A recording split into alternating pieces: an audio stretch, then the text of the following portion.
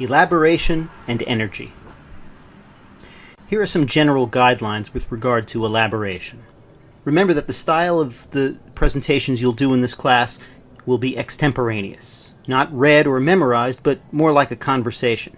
As such, you will need to elaborate on the points in your outline and should practice elaborating in your rehearsals. You will also have to speak extemporaneously after the speech when you take questions. When elaborating on a point, here's a good strategy. Silently ask yourself why with regard to the point on your outline that is in need of elaboration, and answer out loud with a combination of objective and subjective information that seems most relevant and fills the appropriate amount of time. That may seem like a lot to do in a split second, but keep in mind that you'll be rehearsing these several times, and you should practice doing that each run-through in your rehearsals. Secondly, find a way to say yes in what you say in your elaboration, figuratively speaking. What I mean by that is try in your elaboration to take the conversation in a positive direction as you conclude that point and move on to the next point in your outline. Energy.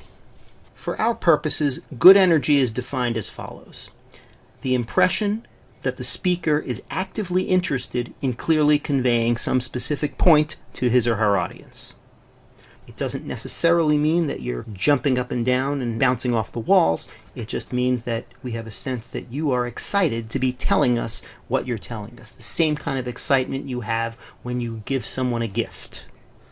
Is that really how you will feel?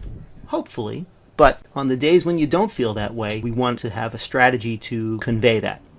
So we've discussed briefly elaboration, and we've defined energy for our purposes in our work on these speeches.